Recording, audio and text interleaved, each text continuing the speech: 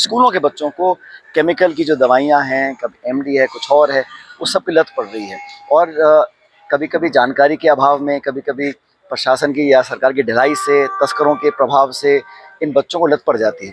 नशा मुक्ति केंद्र खोलने पड़ेंगे, क्योंकि आने वाली पीढ़ी जो है, वो अगर हम उनको सब कुछ देंगे, शिक्षा, साधन, लेकिन इस अगर गलत लत में पड़ जाएँ, तो निकालना बहुत मुश्किल है।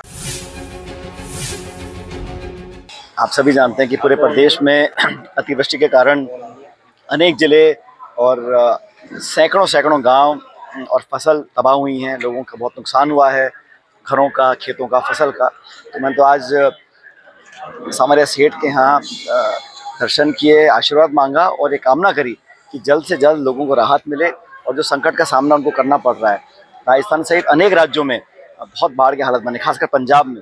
तो मैंने ये कामना की है कि जल्द लोगों को राहत मिले, लोग वापस अपने जीवन को पटरी पर ला पाएँ। और सभी लोगों ने साथ में मिलकर करी है और अनेक साथीगण यहाँ मौजूद थे, तो हमने मिलकर, और मारवाड़ की धरती पर ये वीरों की धरती है, महाराणा प्रताप से लेके आदिवासी और सब लोगों की यहाँ पे आस्था है। तो मुझे लगा कि यहाँ पर आना अच्छा रहेगा और सब लोगों ने मिलकर शीश नमन किया है, दुआएं मांगी हैं, कामना की है, तो मैं भी इसमें शामिल रहा, बहुत अच्छा लगा। युवाओं का युद्ध नशे के विरुद्ध, क्या सोचकर आज के दिन ये अभियान शुरू? ये मुझे लगता है कि बहुत अहम मुद्दा है और हम लोग इस मुद्दे को जितना गंभीरता से लेना चाहिए शायद नहीं ले पा रहे हैं, और इसमें सबको मिलकर करना पड़ेगा। सामाजिक, राजनीतिक, सब ताकतों को मिलकर आने वाली पीढ़ी को बचाना पड़ेगा, क्योंकि मैं जब राजस्थान में अलग अलग जिलों में जा रहा हूँ, ये हकीकत सामने आ रही है कि बहुत कम उम्र के बच्चे, स्कूलों के बच्चों को केमिकल की जो दवाइयाँ हैं, कभी एमडी है, कुछ और है, उस सब की लत पड़ रही है। और कभी-कभी जानकारी के अभाव में, कभी-कभी प्रशासन की या सरकार की ढिलाई से, तस्करों के प्रभाव से इन बच्चों को लत पड़ जाती है।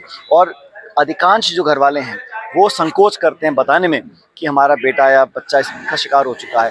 तो जो वो झेप से निकलकर उस जीवन को बेहतर बनाने के लिए हमें लोगों को जागरूक करना पड़ेगा, सरकार को और कदम उठाने पड़ेंगे, नशा मुक्ति केंद्र खोलने पड़ेंगे, क्योंकि आने वाली पीढ़ी जो है, वो अगर हम उनको सब कुछ देंगे, शिक्षा, साधन, लेकिन इस अगर गलत लत में पड़ जाएँ, तो निकालना बहुत मुश्किल है।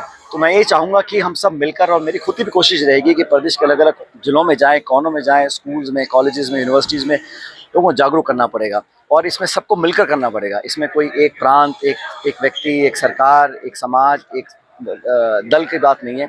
संपूर्ण राजस्थान के 8 करोड़ लोग मिलकर, क्योंकि ये सामूहिक भविष्य है।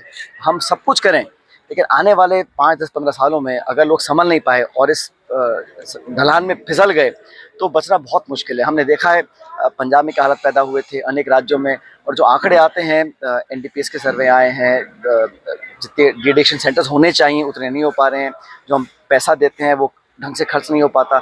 तो मुझे लगता है कि ये जो ड्रग्स के खिलाफ जो मुहिम है, हम सबको, ये किसी एक नौजवान से उम्मीद नहीं करें, जो समाज के लोग हैं, पारिवारिक लोग हैं, उसको बीड़ा को उठाना पड़ेगा और ये जागरूकता, ये समझ, ये निसंकोच होके खुले मन से इस बात को चर्चा करनी पड़ेगी, एक्सेप्ट करना पड़ेगा, तब जाके इस पर हम काबू कर पाएंगे।